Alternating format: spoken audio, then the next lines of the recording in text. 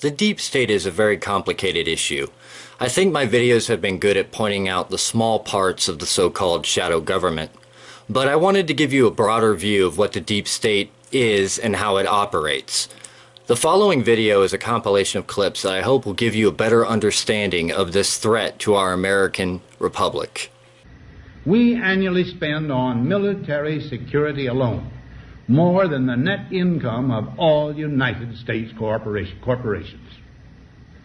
Now, this conjunction of an immense military establishment and a large arms industry is new in the American experience.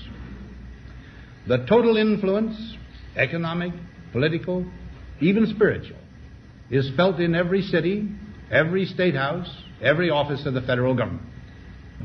We must guard against the acquisition of unwarranted influence, whether sought or unsought, by the military-industrial complex.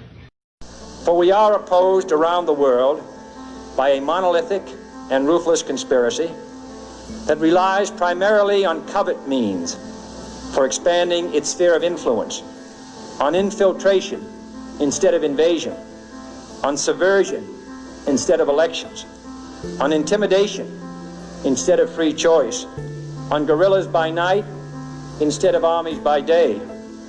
It is a system which has conscripted vast human and material resources into the building of a tightly knit, highly efficient machine that combines military, diplomatic, intelligence, economic, scientific, and political operations.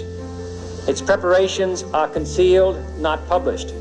Its mistakes are buried, not headlined. Its dissenters are silenced, not praised. No expenditure is questioned, no rumor is printed, no secret is revealed. The very word secrecy is repugnant in a free and open society.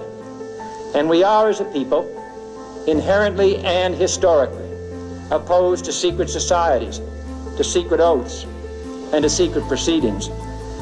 We decided long ago that the dangers of excessive and unwarranted concealment of pertinent facts far outweighed the dangers which are cited to justify it. In some ways, I was something of the canary in the coal mine.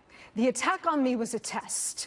What happened to me, what happened to General Flynn, what has happened to Attorney General Sessions and others is all of a piece. There is a very dangerous and very effective destabilization campaign underway against this president, his administration, and his agenda. And what I hope that the president and his senior aides understand is that these forces are not just looking to delegitimize him. We often talk about that. Sure, they want to do that. They want to personally destroy him, destroy his presidency, and they would like to see the man in prison. I hope that the president understands I am not overstating this, having been a victim of this myself. They are out for blood. And the reason they have to destroy him is that Donald Trump is an alien organism that has been injected into the body politic by the American people to reform it. He must not be allowed to succeed. They have swarmed him. They have swarmed everybody around him in order to reject him out of the system, just like any alien organism. He must not be allowed to succeed. And I hope that everybody around him now understands that this is a war and that they started a long time ago, but they will not end until they get the President of the United States. Now, we've been questioning on this program if there are deep state, Obama holdover operatives trying to delegitimize the commander-in-chief. Now, we're not going to stop asking questions. And joining us now with reaction, author of the New York Times bestseller Treason, former Speaker of the House, Fox News contributor Newt Gingrich. So, you know John Solomon. You've known him for years, AP, Washington Times, Sarah Carter. You know, legitimate reporter.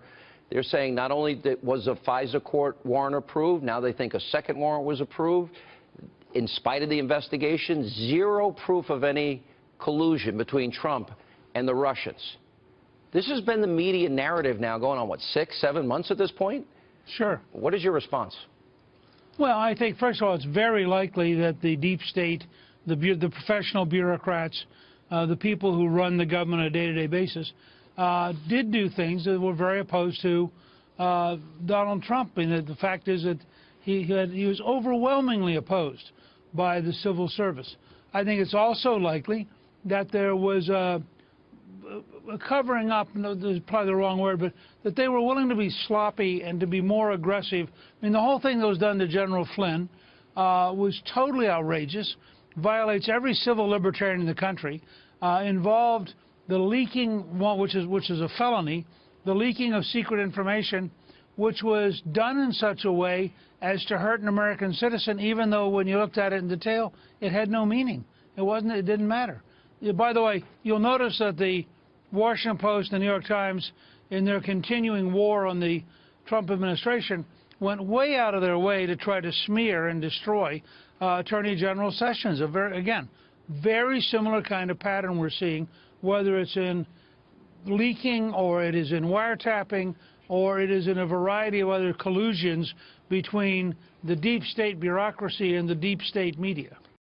Well, joining me now, Paul Sperry, New York Post columnist, author of The Great American Bank Robbery, and he is writing on what is the resistance, the shadow government being formed by Barack Obama. And first, Paul, thank you very much, and my congratulations on outstanding reporting. I wonder to what degree the national liberal media will even pay an ounce of attention. Will they have the courage, the principle, to report on the things that you and I are talking about here tonight? Well, of course not. I mean, you've got Obama-friendly media, and they're going to try and cover this up and keep it on the QT as long as they can, so that Obama can get this, like I was calling it in the column, a shadow government, build this up. I don't think Republicans know what they're up against here. He's quietly building this shadow opposition government to sabotage Trump and Republicans as well in their policies, while at the same time saving his own legacy. And he's doing all this through a radical Alinsky group that he founded called Organizing for Action, OFA. Right. And they've got an army of agitators, and they are going to, they're fanning out. They're going to hit Republicans even harder next week when they go home for recess back to their home districts. Right. And we're watching some of that unfold in the congressional town hall meetings, some of it being styled as Republicans and conservatives rising up against their Republican or conservative representatives, which is utter nonsense, as we both know. How serious do you believe this is? We're talking about, as you suggest in the column, something north of 30,000 people in OFA, and you know, they didn't even tip their hat. It could have been Organizing for America, but it had to be for action. Where is this headed? Right. Well, they took it out of the Obama campaign in 2012. It was part of that campaign, and they turned it into a 501c4 so they don't have to show their donors. And what they're doing, so basically starts at a training center, and they put these aren't like the rabble from Occupy Wall Street or even Black Lives Matter. These are professionally trained agitators. They're schooled in Alinsky's rules for radicals tactics at a program that lasts 6 weeks. And that's about 32,000 who've gone through that, over 32,000. They've got another 25,000 who are under training now, and they've got another big training summit coming up in March. And we haven't seen the worst of these protests. These are really going to hit hard. But Obama's the guy who's behind all this. He's the mastermind. If you look at his website, down in the little print, his new website, post-presidency, little agate type down there, 2 organizations listed. One is, I don't know if you can see this, OFA, Organizing for Action. The other is the Obama Foundation. And eventually, he wants to merge them. And if they can get the DNC, which Obama wants to get his guy Tom Perez, this radical civil rights chief he had, in the helm at the DNC, you get all this together. And then they get the proprietary database of the voters from OFA, which is licensed, and they've never shared that before with the DNC. You get the email lists, millions of Obama supporters from OFA, and you get the donor lists. And once the DNC gets that, you have a superstructure. And that's going to be a formidable organizing infrastructure. And around that organizing superstructure that will be unprecedented, you already have many, if not most of the technology. The large technology firms are already in alliance with him, as is the national left-wing media, as is the national left-wing academia, our colleges and universities, and of course the left-wing media. So it is an extraordinary development. And I look forward to hearing back from you. The emails, the classified Hillary Clinton emails, can you provide us those classified emails? Well, we didn't look at the classified emails. That wasn't part of our review. I mean, maybe Mr. McCullough can answer that question. Certainly, I can provide you what, and I believe we have provided Congress with everything that we had. We can certainly, it's over in Senate Security. We provided it to SSCI, I believe, and HIPS. Can you provide this committee in a secure format the classified emails? What I can, to a certain extent. I cannot provide a certain segment of them because the agency that owns the information for those emails has limited the distribution on those. So they're characterizing them as ORCON. Explain what ORCON is. Originator control. So I can't give them to even Congress without getting the agency's permission to provide them. So they have been provided. Which agency? I can't say that here in an open hearing, sir. So you can't even tell me which agency won't allow us as members of Congress to see something that Hillary Clinton allowed somebody without a security clearance in a non-protected format to see. That's correct? Yeah, this is the segment of emails this is why my letter back to Ranking Member Cummings had to be classified, because people would like to see this segment of emails. And this has been an issue not just with you and your committee, but with several members at this point. And so we have gone back to the agency that is involved several times, and we can certainly do that again and ask permission. Can you generally tell me, is it because they're so sensitive about signals intelligence, humans intelligence? What? We shouldn't get into the content of these emails in an open hearing, but I'd be happy to take I don't want to violate that, but the concern is that it has already been violated, and it was violated by Hillary Clinton, and it was her choice. She set it up, and she created this problem, and she created this mess. We shouldn't have to go through this, but she did that. This is the segment of emails that I had to have people in my office read in to particular programs to even see these emails. We didn't possess the required clearances and compartments. So even the Inspector General for ODNI didn't have the requisite security clearances. That's correct. I had to get read-ins for them. Unbelievable. What a mess. I'll yield back. This is my last election. Yeah. After my election, I have more flexibility. Yeah. Okay. I understand. I transmit this information to Vladimir and Stanley. There they were, 3 blind mice. The FBI's James Comey, now under investigation by the U.S. Justice Department's Inspector General into whether the FBI followed appropriate procedures in its investigation of Hillary Clinton's private server when she was Secretary of State. The Director of National Intelligence, James Clapper, who in his own words said, quote, "My fingerprints were on that national intelligence estimate," end quote, when referring to the bogus intelligence that got the United States into the Iraq War in 2002, and recently lied to Congress concerning every American's right to privacy from the Orwellian surveillance state he represents. Does the NSA collect any type of data at all on millions or hundreds of millions of Americans? No, sir. It does not. Not wittingly.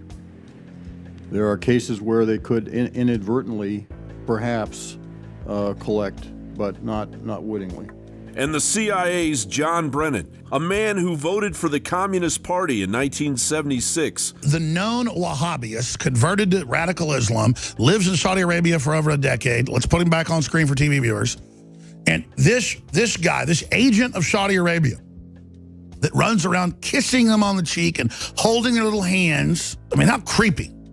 All those old men walking around in those nightgowns and just their beards and everything. It's just Creepville. CIA director, 28 pages contain inaccurate information. Oh, well, then release it then.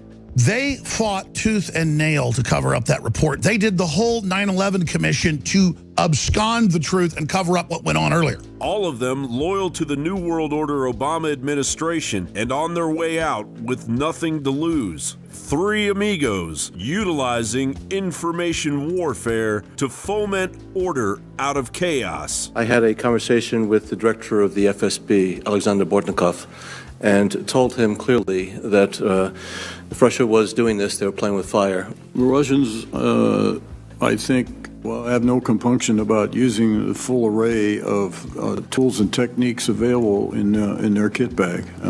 So I wouldn't put it past them to do that, or any other tools they've used, such as paying people to participate in social media, for example. Sir, I'll answer any question you ask, but the answer will likely be the same as I just gave you. I can't talk about it.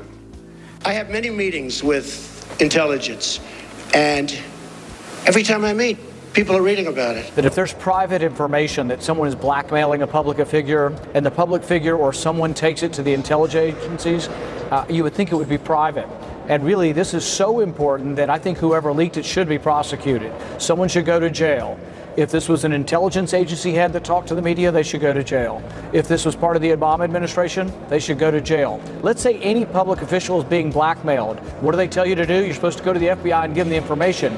But if you can't trust the FBI to keep it secret, and the FBI is going to tell the press what someone's blackmailing you about, what will happen is it will lead to a situation where public figures may be more liable to be extorted or to be blackmailed. Question is, who's running the show here? The compromised intelligence agencies fronting for the interests of a shadow government, or the duly elected President-elect Donald Trump, who as the head of the executive branch of our government should not be subjected to the blackmail tactics of an out-of-control globalist media ambush? You are fake news. Sir, go ahead. Can you state?